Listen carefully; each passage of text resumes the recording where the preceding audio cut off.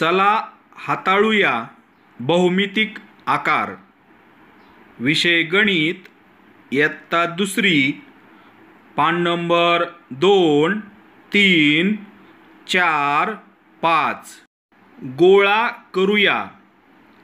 काडेपेटी, टूथपेस्टचे खोके, मिठाईचे खोके, पाण्याच्या बाटल्या, विविध आकाराचे चेंडू, कार्ड पेपरची केलेली विदूषकाची टोपी, कार्ड पेपरची नळकांडी. टेबलावर या सर्व वस्तू आहेत. टेबलावरील सारख्या आकाराच्या वस्तूचे गट कर. चला तर मग गट करूया.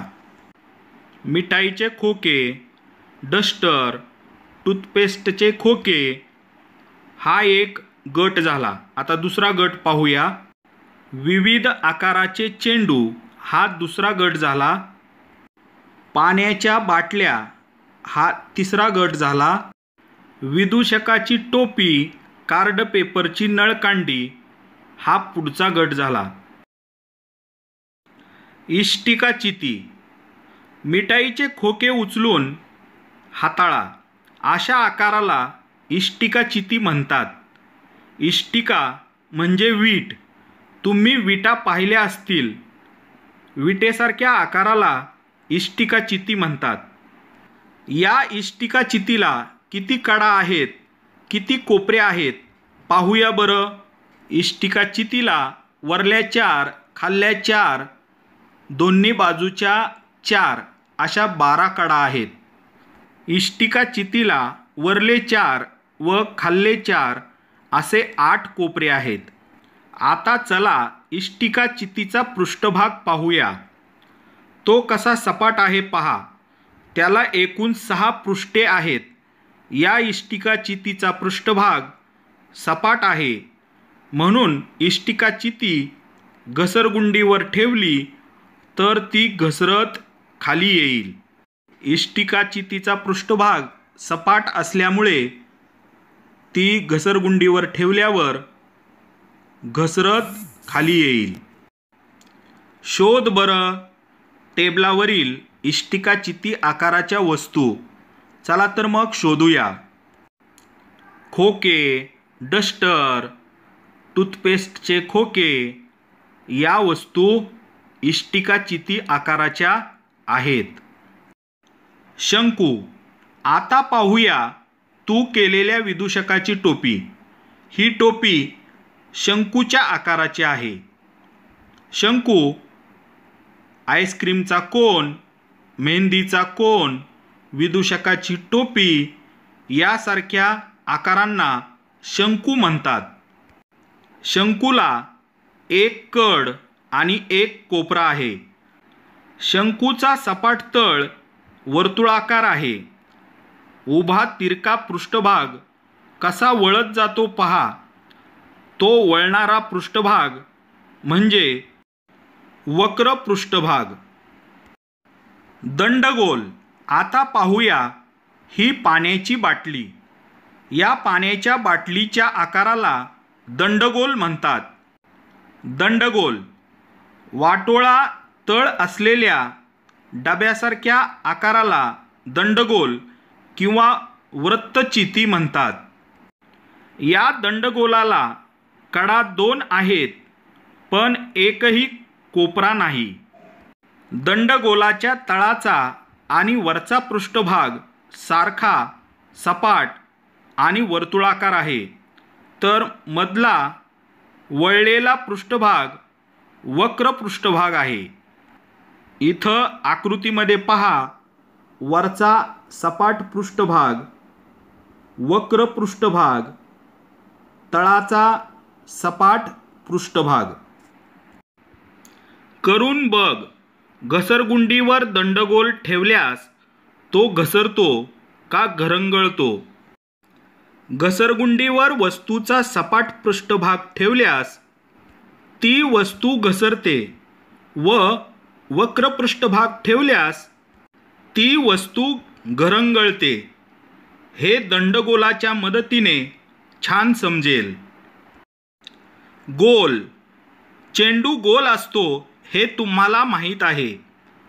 गोल, चेंडूसारख्या आकाराला गोल म्हणतात. या गोलाला कडही नाही आणि कोपराही नाही. गोलाचा पृष्ठभाग कुठेच सपाट नाही, तो सतत वळत जातो. म्हणून गोलाला फक्त वक्र पृष्ठभाग आहे. करून बघ.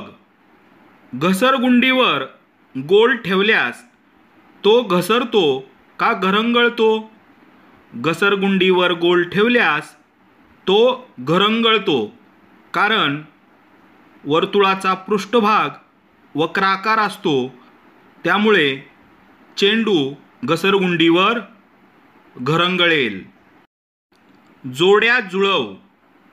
पहिल्या रकान्यात आकार दिलेले आहेत आणि पुढच्या रकान्यात आकाराचे नाव आहे. पहिला आकार पहा, त्याची जोडी इष्टिका चिती याला लागेल. दुसरी जोडी गोल याला लागेल. तिसरी जोडी दंडगोल याला लागेल आणि चौथी जोडी शंकूला लागेल. अशा प्रकारे आपण जोड्या लावलेल्या आहेत. तुम्हीही जोड्या लावा. खालीलपैकी कोणत्या वस्तू घरंगळतील आणि कोणत्या वस्तू घसरतील ते सांग. पहिली वस्तू.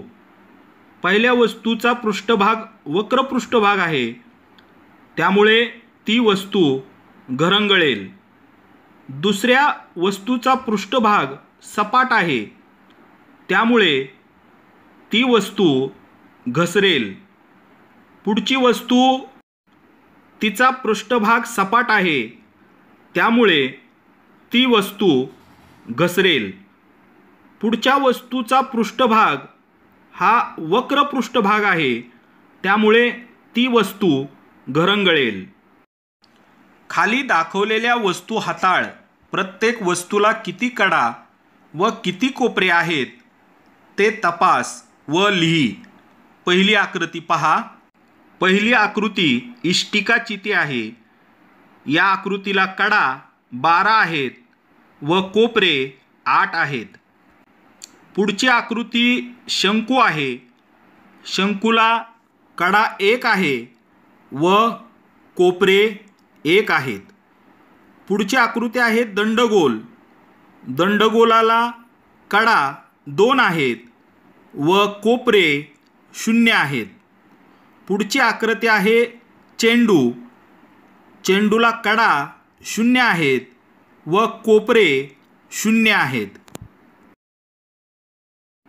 चित्रातील कोणत्या वस्तू घसरतील, कोणत्या वस्तू घरंगळतील ते सांग. चित्रातील या वस्तूचा पृष्ठभाग सपाट आहे, त्यामुळे ती वस्तू घसरेल. या वस्तूचा पृष्ठभाग वक्र पृष्ठभाग आहे, त्यामुळे चेंडू घरंगळेल. दुसऱ्या चित्रातील सायकलचे टायर. टायरचा पृष्ठभाग वक्र पृष्ठभाग आहे, त्यामुळे टायर घरंगळेल. या वस्तूचा पृष्ठभाग सपाट आहे, त्यामुळे ही वस्तू घसरेल. या वस्तूचा पृष्ठभाग वक्र पृष्ठभाग आहे, त्यामुळे ही वस्तू घरंगळेल. ICT tools. कॅम्प्युटरमध्ये पेंट ब्रशमध्ये जाऊन पेन्सिलच्या साहाय्याने वेगवेगळे भौमितिक आकार काढ आणि ते रंगव.